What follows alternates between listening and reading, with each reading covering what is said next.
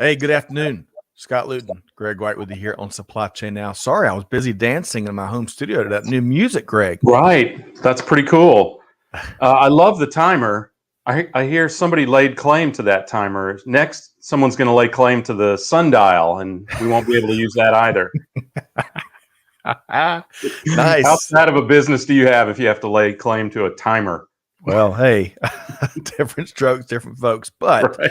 today, on a high note, we're going to be continuing our reverse logistics series right here on Supply Chain Now with our dear friends over at the Reverse Logistics Association. So, Greg, this has been a well-received series in a growing in importance and in probably scope portion of global business, right? It's huge. I mean, it's such an enormous part of the economy now because of this massive shift to e-commerce. Not that there wasn't already a huge amount of returns. And every day I'm hit with a new statistic that I will misquote in front of Tony, but that still amazes me. So, I mean, it's very, very important stuff. It's great for sustainability as well as business continuity. So, well, so you mentioned Tony Sciarrotta will be with us here today, the executive director with the Reverse Logistics Association. It's been great to get to know him better over the last couple of years, and he brought a great business leader with him, which we'll introduce here momentarily. But in the meantime, before we get started, a couple of quick programming notes. First off, if you enjoy this live stream here today, check us out wherever you get your podcast from. You can check out Supply Chain Now. You can check out Tequila Sunrise, which is spelled as Greg's gotten his name there. Greg, you had a big week, you and the team at Tequila Sunrise this week, right? Yeah, we got to interview a couple of purely coincidental, just amazing female tech leaders, which is always exciting. Also, I have booked a future female in technology. My middle daughter, Delaney, she has agreed to come on the show in the future.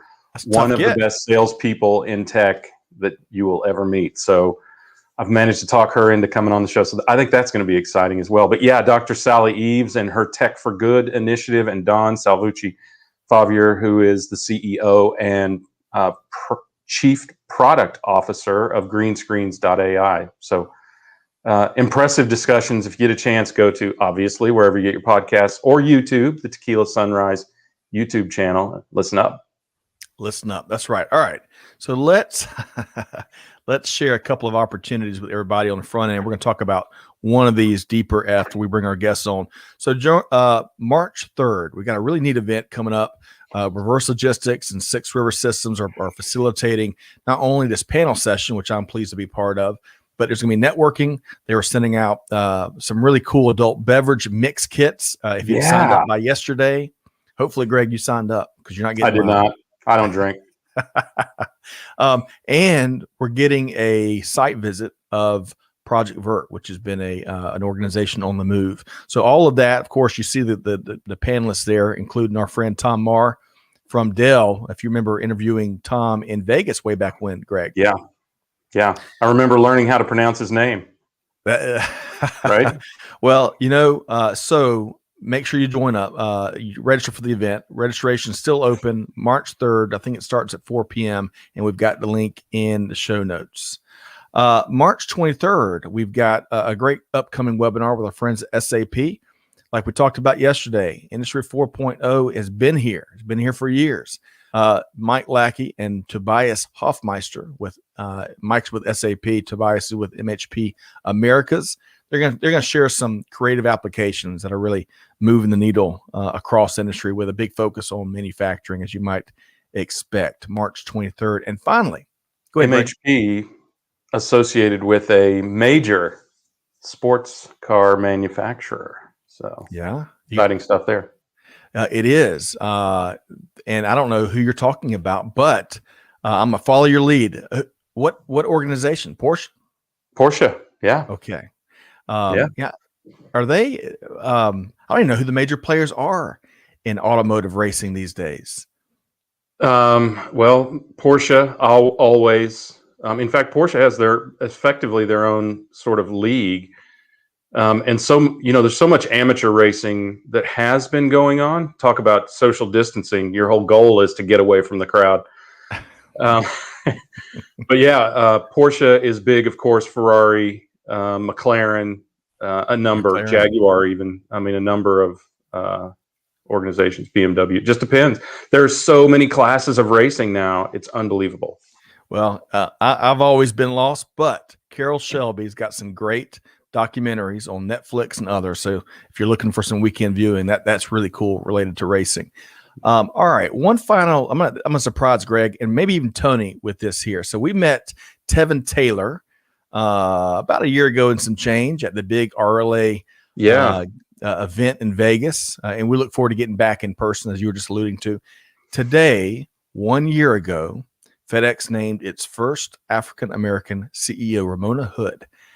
So, we're big history nerds here, but what a great celebration of that with a big company. So well done, Ramona Hood. Maybe we'll get her on the show at some point soon. What do you think, Greg?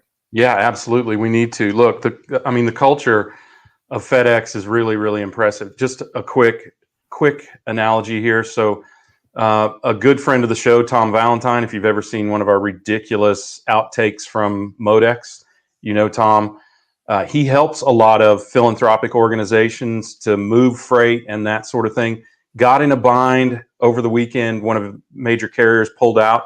We connected him with Tevin at FedEx, and Tevin has mobilized the FedEx freight and supply chain teams to try and help on less than a week's notice to get the sort of roadshow going for this philanthropic organization for clean water. So love that. Lots of tie-ins and old TV. Tom Valentine's always on the move. Every day is Valentine's Day. That's right. All right. So before we bring on our two guests here today, say hello to a few folks that are tuned in via various channels. Kevon, back with us after yesterday. Kevon, hope this finds you well via LinkedIn. Hey, the star of the show yesterday, or one of our interviews, Azalea Davis. Zay, how you doing? And I'll be checking that timestamp. Anything overly tech, Zay, can confuse me quick. Great to have you back. Victor via LinkedIn. Great to have you, Victor. Simon is with us. Travis is with us. Great to see you both. Let's see here. Natalie Christian is with us. Hey, Natalie, hope this finds you well. Welcome back. Yeah. Felicia, great to have you via LinkedIn. Part of the always good to see her. Dynamic RLA team. Yep. Pratik, great to see you again via LinkedIn. Rhonda is We're back. Getting closer, by the way, to that lunch or dinner, Pratik. Yes. So let's mark our calendars. Yeah, get ready to go. Let's see here. Sushmita is with us via LinkedIn. Great to have you here. So welcome everybody. You've got a great conversation in store with these two business leaders here.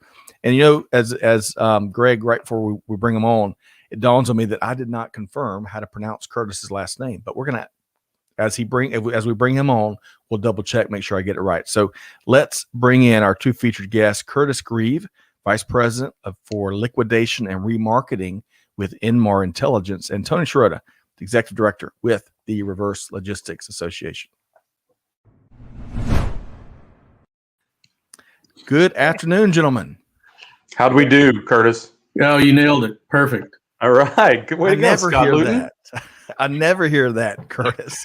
Well, we really enjoyed the warm-up conversation. We should have recorded some of that. We were talking about Sideways, the movie, and plenty of other topics, but great to have you here as busy as you are on this Friday afternoon. One quick aside, Tony. Tom Marr's last name. Did we get that right with Dell? That is correct. Okay. Yep. 2 for 2, Greg. Man, Yeah. Right in time for baseball season. Okay. Well, we've really enjoyed this series here, this reinvigorated series here at Supply Chain Now, focused on the fascinating world of reverse logistics and returns, and you name it. It's such an important, as Greg mentioned, such an important element of global business, and will continue. So let's, before we get to the heavy lifting though, I want to have a little bit of fun. We've got our not so lightning around questions teed up. Greg, are you ready?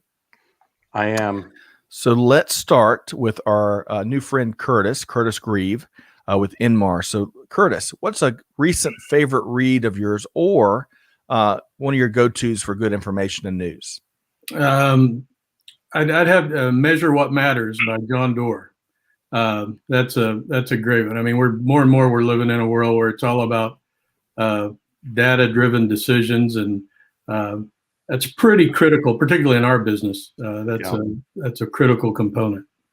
Measure what matters. I'm going to have to add that to the list. Good stuff there, Curtis. Same question to you, Tony. What's a great recent read, or what's a go-to source for news and smart stuff?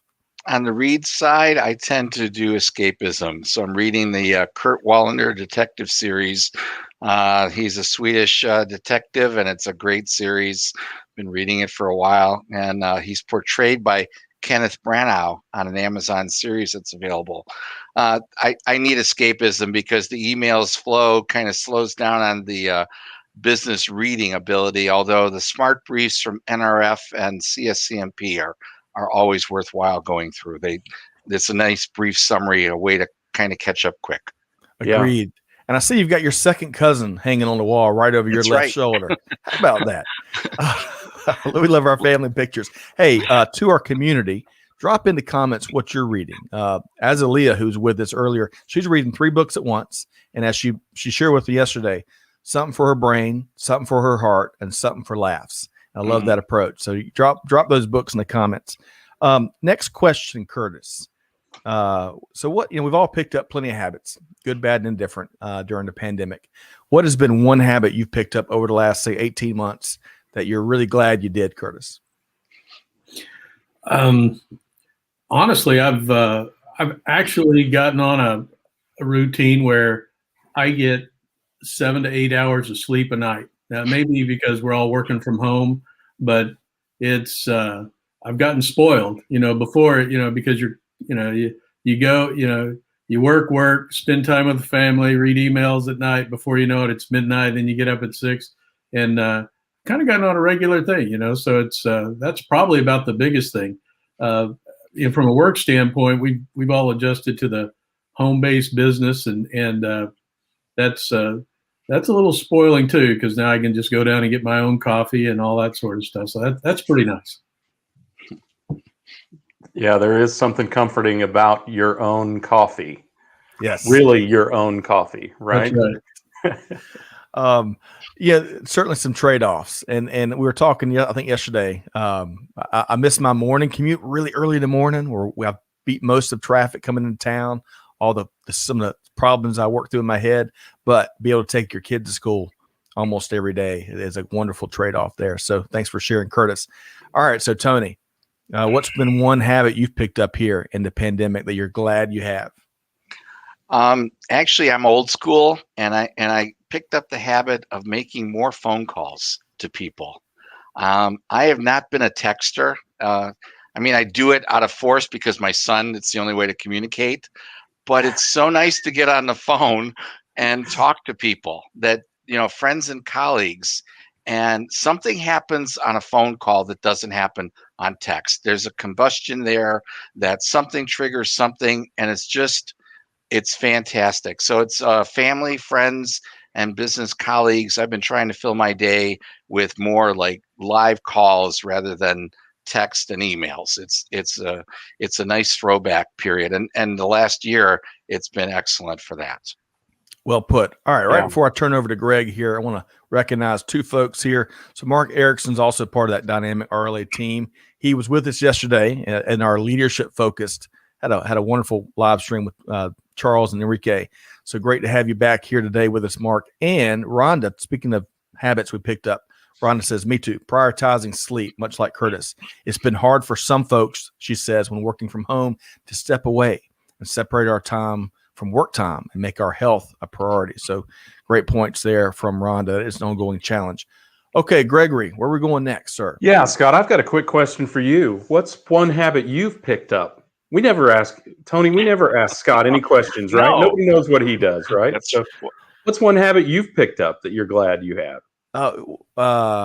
So there's several, but one of them in particular that I think we're going to do this weekend is we love as a family going into a little small town right down the road, grabbing a sandwich, sitting in these park benches and just, watching the squirrels and the trees. And whenever the people are downtown, hustling, bustling, it's just your moment of zen, I think. And to see the kids run around and play tag, it's just it's a nice moment with the family. Yeah, you've got a built-in like mini basketball team, right? 3 kids. So, That's right. I mean, really, they can effectively social distance and still have someone to play with. I think that's a huge benefit.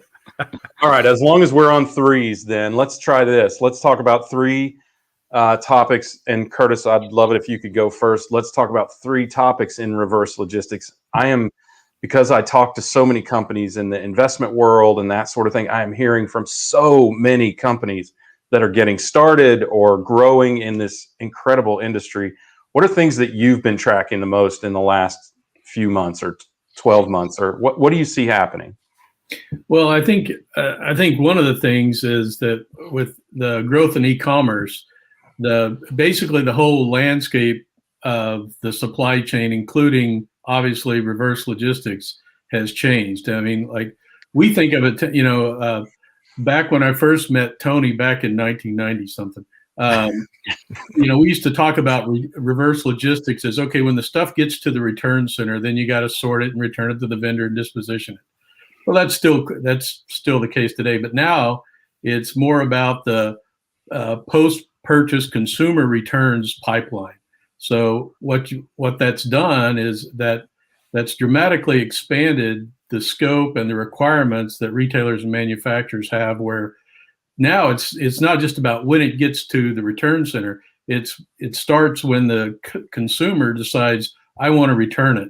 Right. What all's involved to keep up with customer service and the credit associated with that, and the transportation to the store. Is it pick up, drop off? You've probably heard, there's been a lot of talk about ordering online, picking up at the store. Well, there's also another side of that where you buy it online and you drop it and you return it to the store. And the difference in how you can handle those e-returns, because, as everybody knows, your e-commerce returns are about, 3 times the volume of normal brick and mortar returns, and about 70 to 80%, depending on category, can go back into stock. So you can't treat them like you could store returns, where they all just go back and then you're going to return it to the vendor, sell it, that sort of thing. So there's all kinds of implications. Tracking the package, being able to make the actual returns process through returns bars and things like that. That's significant. And so we're working and thinking and focusing on developing that whole ecosystem. So that's probably the biggest thing. That's getting a lot of brain power, a lot of investment, and I think that's going to drive probably more change over the next 2 or 3 years than we've seen in the reverse logistics segment of the business for the last 10 or 15 years. I think Bopus and Boris are becoming so popular that it might be a show on Disney Plus if we blink next week. Greg, I don't know. We love it. Well, it is. Kohl's has famously made their connection with Amazon as the returns bar, as Curtis described it, for Amazon. In fact, I just posted an article today about it's pretty questionable about whether that is actually accretive to Kohl's business. But nonetheless, it is happening a lot. And I think the most important thing you said there, Curtis, is that the industry, right? Reverse logistics, returns, whatever, re-commerce, whatever you want to call it, it starts with the consumer's decision to make that return. And I think that recognition has been really transformational. Plus, there is a ton of legislation in Europe in particular mandating returns in a sustainable way.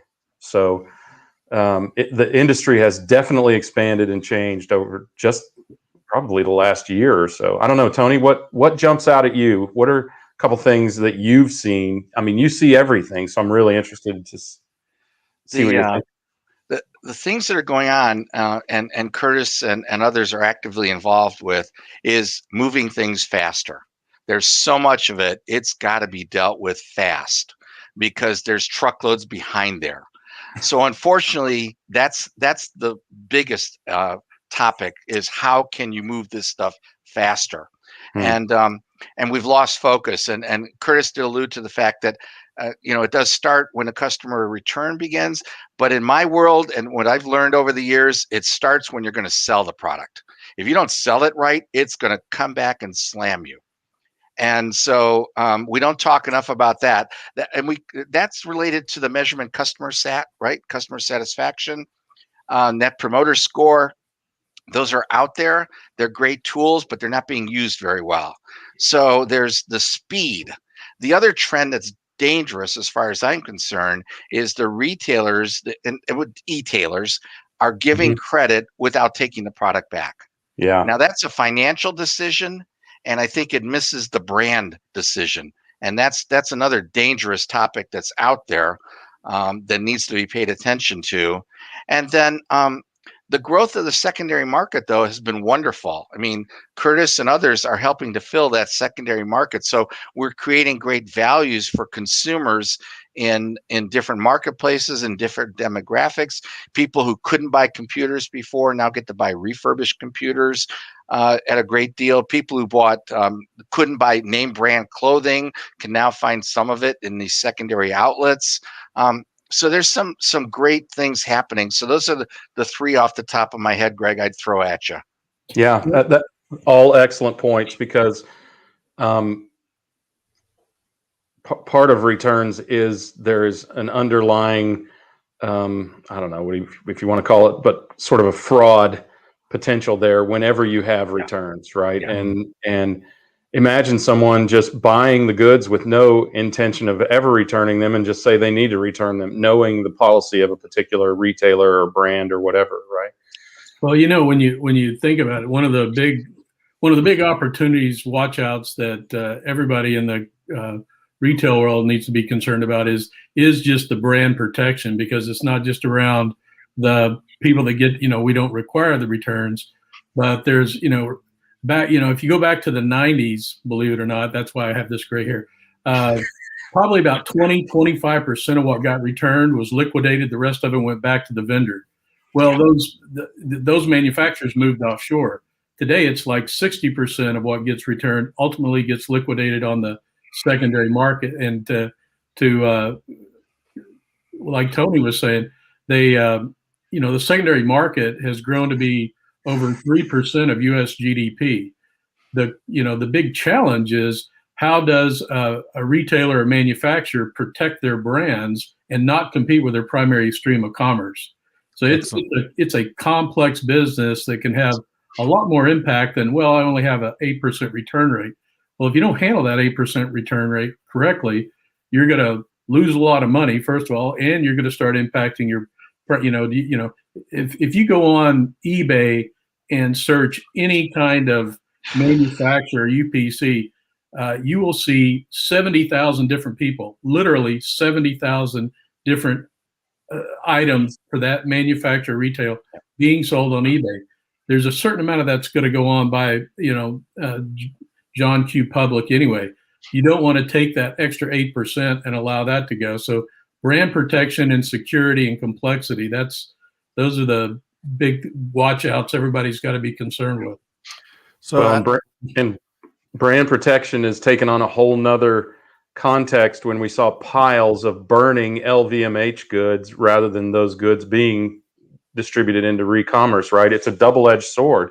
You can devalue the brand by not policing the returns or preventing the returns, and by mishandling the disposition of those returns, like allowing them to be burned while being videoed. So there are a lot of implications, and with transparency such that it is today, I think it's good for the consumer and good for society, frankly, to hold these businesses accountable. And I have specifically seen companies that are trying to solve that problem of there is no place in the secondary market for a Louis Vuitton bag or whatever it may be, if it's really high fashion. So it's really, that transparency has really forced us to approach returns in a different way. Tony, are you seeing any of that?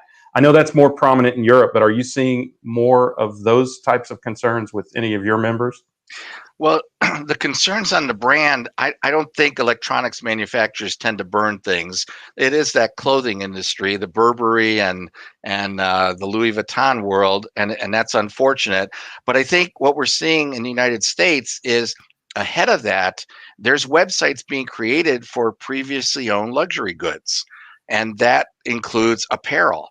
And actually, those sites that exist are pushing the manufacturers to say, wait a minute, Nike, Adidas, Patagonia, North Face, why don't we take it back ourselves and give the customer credit, let them buy something else, and then we'll sell it into that secondary marketplace. That was, again, Curtis and I both go back with the gray. That was very prevalent when I was at Philips for 25 years. We built a secondary market on our website selling refurbished goods. Any major manufacturer probably does that today. Right. But those luxury goods manufacturer, the apparel industry, has not gone there far enough. And I know that Curtis and some others are helping them get there and wake up and say, look, take this stuff back. I love Curtis's comments about the eBay and the fraudulent aspect. And that's a danger spot that everyone needs to be careful about. There is no certification process in return goods per se. There's some areas like in the mobile industry, there's some certification, but in the apparel and consumer goods, there's no good certification. Those people on eBay could have bought it at a flea market. They could have bought it at a bargain bin where literally the pallets that Curtis and other companies sell, they'll sell pallets, and those pallets wind up in a store, and you're literally digging through the pallet for bargains. And it's created some interesting retailing. Or you have a YouTube channel, you buy a whole pallet, and you have a 3-hour-long unpacking video, which is fascinating. Let me share a couple of comments from our audience here. As Leah says, as a consumer, I know what drives me to make a return a lot of the times is the simplicity of the process. Before UPS created the easy drop-off locations and a QR code I could scan, I would just give the product away. All of the printed labels and taping it is troublesome. That's an interesting comment. If you're going to make it easy, as Tony says 1,000 times, you make it easy. Don't be surprised. Mark says, repurposed goods and the circular economy in general is a great focus that has gained so much traction in the last few years. Completely agree there. Travis has an interesting comment here. I've always wondered how companies that have that kind of a policy make any money and do not go under. My main function of my job now is reverse logistics. So I'm seeing everything from both sides now. However, most of the customers I deal with are internal customers returning items to the manufacturer or our inventory for various reasons. Tony or Curtis, y'all want to speak to that a bit? Go ahead, Curtis. Well, I think it's they're hitting the nail on the head. I think the one comment that stood out to me, and I think, by the way, this is where the big impact in the future is when you think about the circular economy.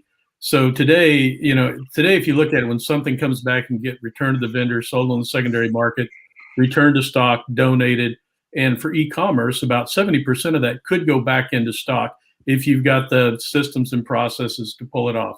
And there are solutions like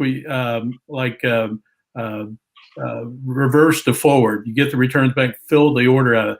But beyond that, if you layer on that analytics component, and you keep in mind, and Tony was talking about apparel, and we have a number of apparel clients that we talk to about this, where apparel, you pretty well have to go 6 months out ahead to order it, which means by the time you get it back, if it's a winter, if it's really coming back and it's a winter, to reorder that is almost impossible.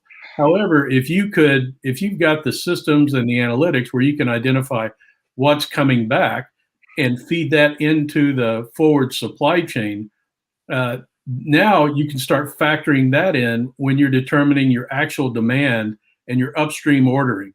So really, it is a complete circular process where it really starts impacting from the point of initial order all the way through to the post-purchase journey of that item. Yes, I think that would have real impact when you think about lead times, just the value. Retailers' most expensive asset is their inventory. So you can keep the good stuff in there, and then it's about being able to liquidate product in a way that is controlled and doesn't compete with your primary sales channel. So a ton of comments here. I want to get to a couple of them. It's all of this, again, this is why we have a series. It's fascinating information and perspective. On a lighter note, Peter says he's never once returned a good bottle of scotch. Let's see here. Even if bought via e-commerce. If he ever does, I'll be happy to help him out with that. Let me know. Yeah, I'm into re-commerce there. Yeah, Sushmita shares something we've talked about before. People sometimes buy 2-3 products together just to check the best, and also for delivery-free reasons, and keep 1 or 2 items and return the other products. Kind of a referring to bracketing there. Natalie says, this is becoming my favorite conversation, preserving the brand from the front side, presence online, and the back side with returns. Excellent point there.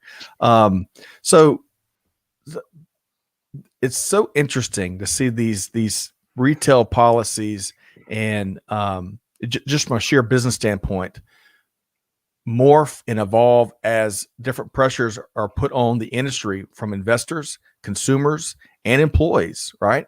On to be more sustainable, striving more for that circularity in the model.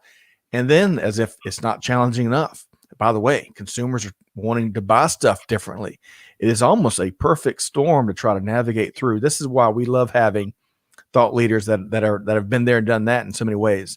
So, Greg, what we're going next here? Yeah, so there are always, in an industry this complex, I feel like there are always those things that aren't, maybe are obvious, Tony, to you and Curtis, but not as obvious to the average consumer or even the average retail or distribution, manufacturing, or supply chain professional. So what's something that just kind of really jumps out that you feel like people in the industry or consumers need some education on, that they could really use some perspective on? Well, I'm going to add something to the comment from Travis earlier about how is this sustainable? It's not. And it's going to come out soon. And I'll give you the world's biggest example, the company that had the words satisfaction guaranteed as part of their door handles, Sears. They took anything back from anybody. Craftsman Tools, you had your lifetime return policy. You screw up your screwdriver, hammer, power tools, take it back, get a new one. And my father was a perfect example. He bought a coffee maker and he'd take it back every year for a new one. I mean, that's just, they let it happen. And so companies, it will catch up with them. What happens in e-tailing is it's so exciting right now that all these new e-tailers can get funding because there's a lot of money out there looking for a home and everyone wants to bet on the next Amazon. So there's a lot of money flowing in without the end-to-end accountability yet. So there's the risk that in a year or two, we're going to see a lot of deaths in the family. And that's it's going to be from this area. They are not measuring costs. And as Curtis and I know, even within retailer and manufacturer companies, there's so many different buckets. So the losses could wind up in the supply chain bucket. And at the end of the year, the supply chain director is saying, hey, it's not my fault. You took back too many returns. I'm paying for them. So there's that accountability in the silos where this stuff lives. So these are important aspects to consider. Very important. It is not sustainable. It's going to catch up. We're going to see a clearing out or consolidation. Yep. And the companies are either going to learn to pay attention to it and integrate it. But another good example would be how many companies actually have someone in charge of the returns at their company. I think Curtis might have a word on that. There's just not many that we know of. Yeah. We need more. Well, I think, Greg, and you ask a key question. The one thing that if you got to really take a look at how much more complex retail got over 2020, because it's not just about the e-com and everything we've talked about in the circular economy, but now you've got now you look at like major .com retailers, e-tailers out there. They may only own about 20% of the inventory they sell. So you've got third-party sellers on there, and then you've got in the back 15 years ago, the big concern was diverters. You don't sell to diverters, do you? Well, you don't hear that anymore. Now it's, you got third parties. Is it an authorized third party? How do you police those third parties, and how do you differentiate those returns? Because you've got a lot of big websites out there that they may sell one item, but it may come from 15 different third-party sellers. Right. And Or- is it an authorized item? Is it valid? So all of that kind of plays into it. So, way back in the late 80s when I worked at Walmart right out of college, and I was over there reverse logistics for a number of years. We used to worry about things like, well, when all the stuff comes back from our store, it is so far beyond that now, because now that inventory never did belong to them in the first place. Mm. And maybe it was sold on this website, and maybe it was sold by a third party. Was it an authorized, was that item actually what was, is it what was represented, right? Yeah, is it properly represented? So the complexity is a lot different. And then you layer on top of that everything that Tony mentioned earlier about, the need for speed. I mean, when you sell something, it may be wine. When it gets returned, it turns into bananas. And if you don't disposition it quickly, it's a total write-off. So that's why you got to drink it quickly, right? Hey, I gotta pose a couple comments to y'all here from our audience here. So first off, Larry Klein says the reverse chain is just as important and needs to be managed. Agreed. Travis, you're gonna love this, Greg. Tommy Boy had it right when he sold those brakes without the guaranteed warranty. Right. Now, with this here, this is one I want to pose. Y'all gonna get this is gonna be a great conversation, I think, especially with Greg's sentiments. Simon says returns are usually removed from the demand planning signal. Right. It's time to create quality reverse signal. So, Greg, I'd love for you to weigh in first, and then we'll go to our two guests. Well, Curtis alluded to this earlier. 70 to 80% of what is returned, depending on the industry, is resellable, right? And you should count that as basically as incoming inventory for fulfilling your front end, your e-commerce or even store level demand. And because demand and because consumerism has changed so much, that's going to become an increasingly important part. Look, we've all heard the story of the whole bracketing story of someone in Florida buying 3 sizes in 3 different colors of a ski jacket. And then they wind up in a Macy's store down in Florida somewhere. Well, you've got to figure out a way to remarket those goods. Maybe it's e-commerce, maybe it's in-store, but certainly you have to understand that could happen. And, the truth is that companies know things like bracketing are happening.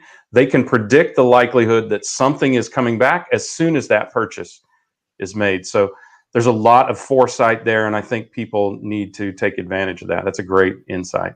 Agreed. And it really, as the planning profession continues to evolve and get more savvy and get more, we got our fingertips and fingers on so much data, right? And it's so far beyond just, Greg, the bane of your existence, that historical, what happened in past history. Right. It really represents kind of some of the future as Simon put it, that how we can incorporate reverse demand. Tony, Curtis, any comments here when it comes to planning? Well, I think I think that's if you look at a retailer, it really comes down. No merchant in any retailer would ever buy an item without planning in a markdown strategy at the end. Nobody, you wouldn't plan your business around, well, I'm buying this where I can initially make it 30% margins. Oh my gosh, I forgot about the clearance and the markdowns. Now I only made 15%. It's basically the same idea from an analytics and math standpoint in terms of demand. You're buying this product, you may have to reorder it. Will you sell through of it? How much of that could come back, that could filter back into your good inventory for primary sales? That could have a huge impact on the amount of investment. So I think it's only a matter of time. You got to have the analytics, you got to have the systems. It takes a village, but I think it's a big opportunity for manufacturers and retailers alike. Agreed. Tony. Agree. And that's where artificial intelligence starts to play in the reverse space. It's hard to understand how it can be used, but the demand planners should start using it, because as Curtis alludes to, and we all know, it is very complicated. The forward side, I love you guys because you take us in as a stepchild, right? We are the, redheaded stepchild of the supply chain world. because everything looks pretty going forward, but coming back, it just doesn't look very pretty. So Right. the AI needs to take that challenge on and calculate all of these aspects out, including, it's not just forecasting how much will come back and using that.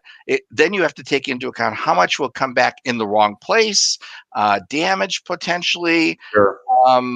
Clothing is interesting because in the electronic side, you're required to test it and make sure it's good. The government regulates that one. In clothing and apparel industry, there are no regulations. So the regulations are the people who touch the return, and they may not check it for, there could be Bill Clinton stains on that dress somewhere, and it goes back on the shelf because they didn't see the stain. All right. So I mean, that is a real possibility. I mean, you think about taking hats back, right? Sure. And the possibility of little creepy crawlies and things like that. Absolutely, that is an absolute fact. And I think some retail organizations are better about that. Nordstrom is really particularly good about laundering those products when they come back, but not everybody is. Well, Curtis.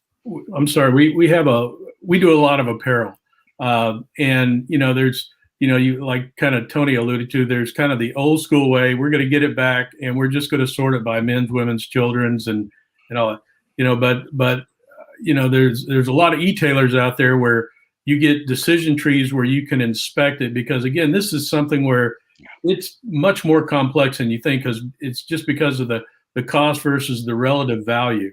If it's a $5 garment, do you really want to spend $250 trying to figure out if it can be folded, rebagged, reticketed, and sent back?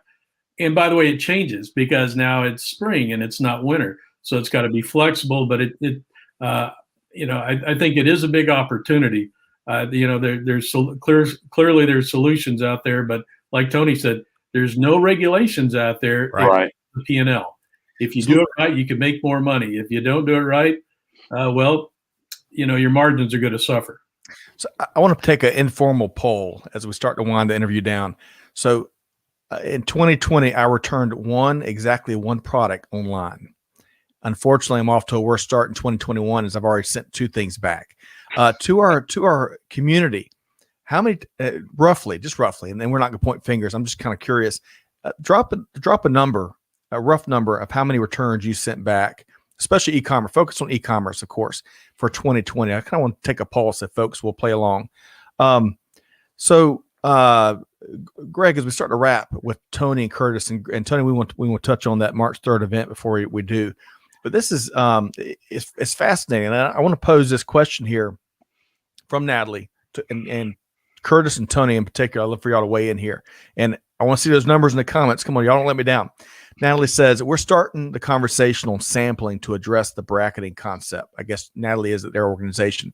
How can the consumer try on the product and still address the return and reject element? Very interesting. Tony, do you want to start?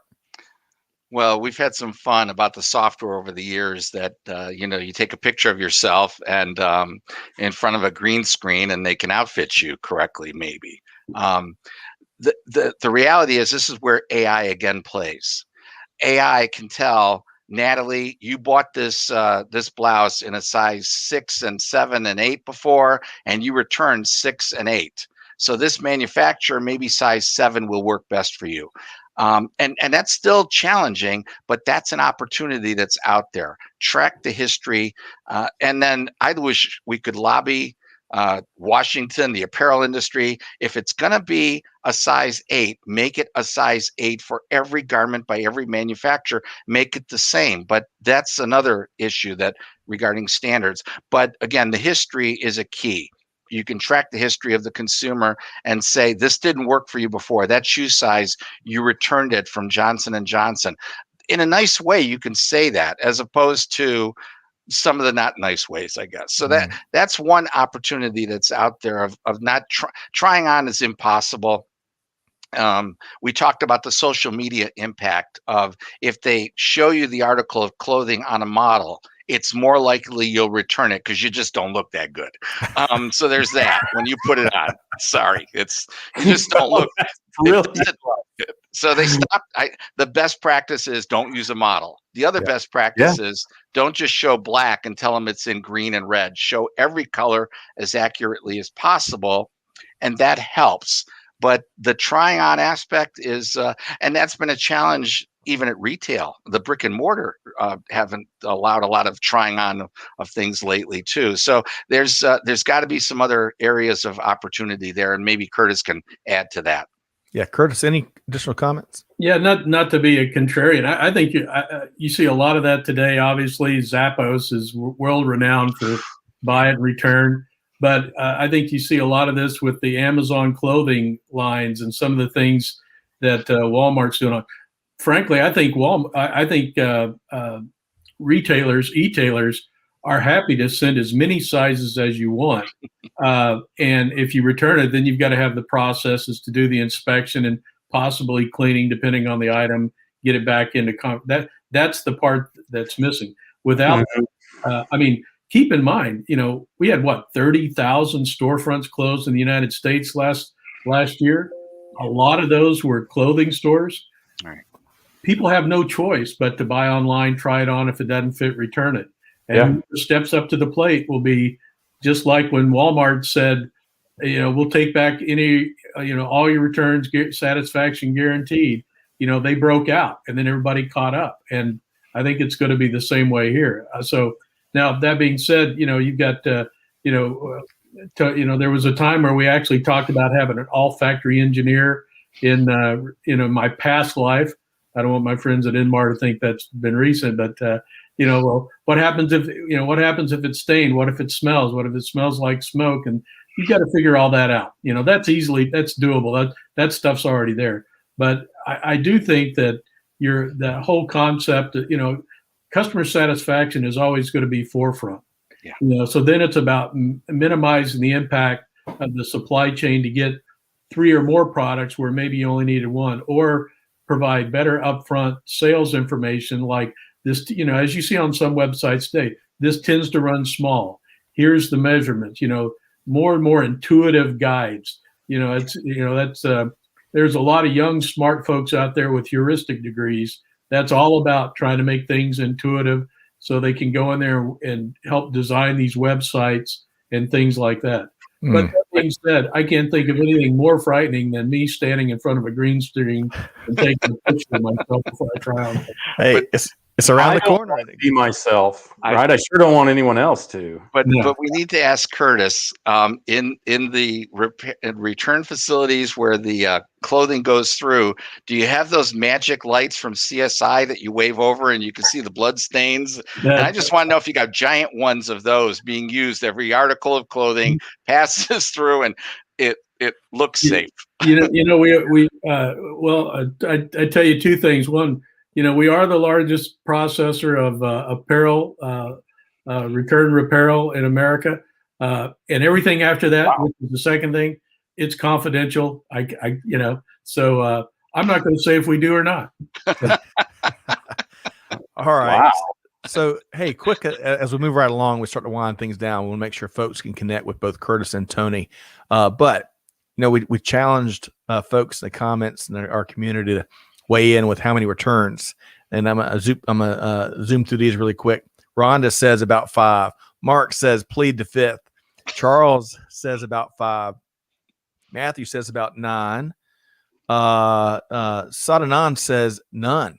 I'm with you there, man. You're best than me. Stephen says me 1. My sister 10 this year. Kimberly about 3. Peter Greg says 0. He really doesn't do e-commerce. How about that? He only wears that yellow shirt, I'm pretty sure. Kavon says 1. Sean says 2. Guess his girlfriend's going to be asking him to go to the future high-end Plato's Closet in the future. Peter also says he supports the local economy and buys from local stores. Okay, one last comment, Greg, and I'll turn it over to you. Let's see, Natalie.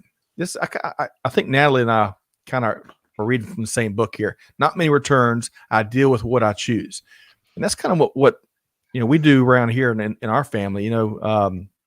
Well, first off, Amanda's much savvier at all things technology for starters. That goes without saying. But, if something's a little bit off and the color's a little bit off or how it works a little bit off, 9 times out of 10, I find a different use for it. I don't know. I don't know if y'all you do the same thing. But Greg, let's make sure before we wrap up too quickly here, we got to make sure we can get folks connected, right? Golly, yeah. I have a feeling people are going to want to talk to Curtis. So, Curtis, tell folks how they can connect with you and with Inmar. You can. It's easy. You can just email me at curtis.greve@inmar.com, or you can go to www.inmar.com and find us from there. Or hit me up on LinkedIn.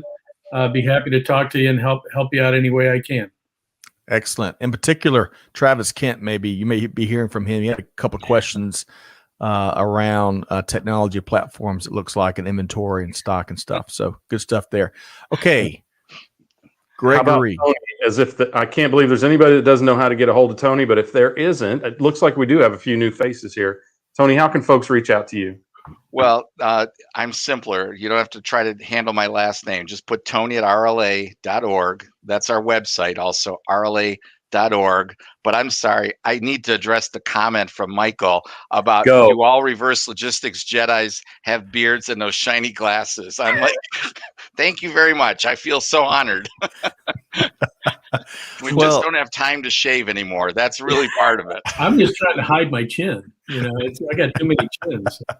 So we should say, Tony, I'm surprised you didn't share this too, because you told me one thing in terms of pronouncing your last name that stuck, and it works just beautifully. It's like My Sharona. That's it. The song, My Sharona. So for with anyone, Tony's love for music, it's hard to overstate how important that analogy is, right? A little bit. Thank you. But his love for helping folks get connected and develop themselves professionally may equal his love for music. And on that note, nice little segue there. Wow, Tony, brilliant. let's talk about this event coming up March 3rd. What are you so excited about, and why should folks care?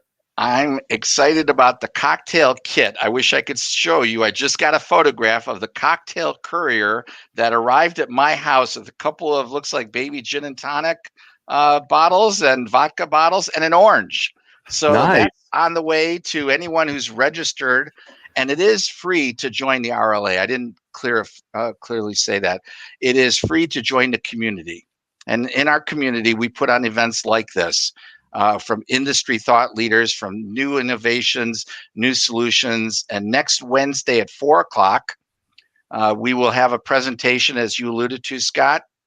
In fact, Scott was rather modest. He's being our guest host moderator, trying to corral all of us there, Tom and Jerome and Paula, Padu, Sandra, and myself, in a conversation about innovations in the supply chain, including that virtual tour of a robotics facility. We'll be talking AI, what's the latest and greatest. And again, I can't say it enough. It's easy to join the community at rla.org. It's free. You're late for the cocktail for next week. I'm sorry. They've already shipped them all out, and they don't want the oranges to go bad. So well, if folks sign up, I'll send them a can of Busch Light, and they'll feel like they're one of the. Hey, if I could, I got to tell you, if you want to, the best place for best practices in reverse, you got to be a member of RLA and go to the conference. But I do have a question for Tony. What are you supposed to do with the orange? Next week after the 4:00 session. I was John with the gin and the vodka, but I wasn't sure about the orange. So we've hired a mixologist to be a virtual bartender to show you how to put some drinks together, Curtis. Oh, there so you go. It's all exciting. So virtual happy hour starts sometime around 5:00 Eastern. Awesome. So we found out yesterday we have our own. Amongst other things, mixologist right here on staff at Supply Chain Now, which I knew there was a reason why we got along so well, Greg. We have our own bartender right here. Yeah, that's right. Right? That's right. Play the dog. Well, folks, this has been a blast as always. Tony, you always bring it, and you bring wonderful guests that really tell it like it is, been there, done that. And that's what we love about this series in these conversations. We've added your LinkedIn links, I believe, in the show notes, making it easy for folks to connect with you both. And of course, Tony and Curtis also shared more direct ways. So thanks so much, Curtis Greve, VP Liquidation and Remarketing with Inmar Intelligence, and Tony Sciarrotta, Executive Director with the Reverse Logistics Association. Thanks to you both. Thank you. All righty. Honored. All right. I love that. There's so many, ever so often in a live stream, when I'm thinking, okay, which one of 8 possible directions are we going to go next? I've got that deer in a moment in headlights moment, because I'm trying to make that instant decision. Can you relate to that, Greg? I'm sorry, Scott, I wasn't listening. What? Yeah, absolutely. I mean, there are so many ways you can go, right? Particularly with this topic.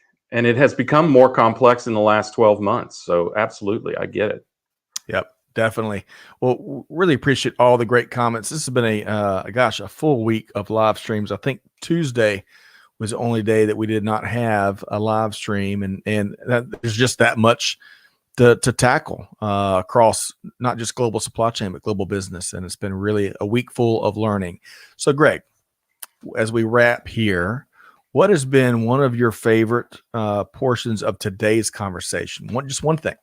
It's always the same. It's always Tony's focus on trying to prevent returns to actually reduce the flow of reverse logistics and circular and re-commerce, or whatever you want to call it, right? But that is a challenge that's not only put out to the retailers, but also to the consumers. I happen to personally hate returns. I usually don't order things until I absolutely have to have them. So I am compulsive about making sure that it will work, which is, I know, very, very uncommon. I think of returns as a failure as a consumer. So I'd probably think of things a little bit differently than a lot of folks do. But I think that we, the consumer, if we really care about sustainability, if we really care about circular economy, if we really care about reuse and the, you know, and the economics of retail, then we have to acknowledge that we, as I say, consumers are the beginning and the end of the supply chain. Everything starts with us, and we have to take that ownership. And now I know that's not going to happen. It's not going to happen for a vast, vast majority of consumers.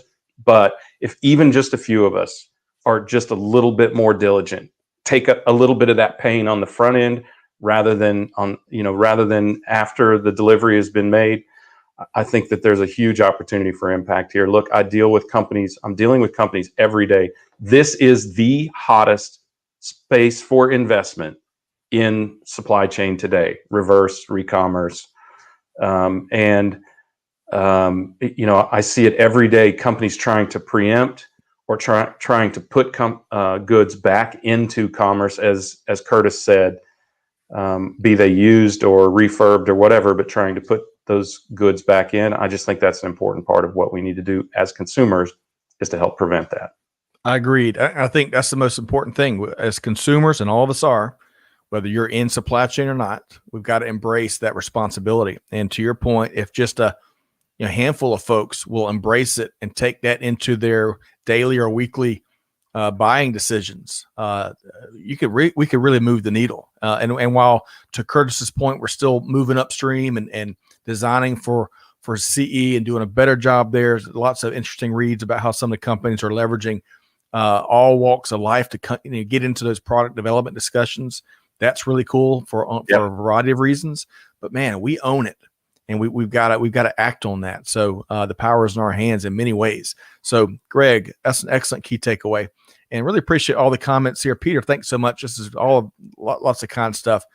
We appreciate you too, Peter and Rhonda and Natalie and all the folks that were with us right along throughout this conversation here today. So last reminder, if you enjoy these conversations, make sure to check us out at supplychainnow.com.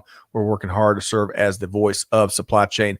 You can, we publish a podcast every day, sometimes Saturday and Sunday, depends on how the production schedule is grinding. Of course, Tequila Sunrise, Tech Talk, Digital Supply Chain Podcast, Digital Transformers, which Kevin's doing a remarkable job, and should we let the cat out of the bag of one of our newest series? I'm not sure, Greg. Maybe we save that. I think we've got to lay supply chain is boring on them and hold back, right? Always leave them wanting more. Somebody really smart said that. Well, Monday, undoubtedly, we're launching Supply Chain Now in Espanol, so y'all check that out. Fewer things up our sleeves, but most importantly, really appreciate our Tony and Curtis. Really appreciate all of the folks in the comments sharing wonderful perspective, making our day, making our Friday. And Greg, a pleasure to do it with you. On behalf of our entire team here at Supply Chain Now, we got to challenge you like we challenge our team every day. Hey, do good, give forward, be the change that's needed. On that note, we'll see you next time here on Supply Chain Now. Thanks, everybody.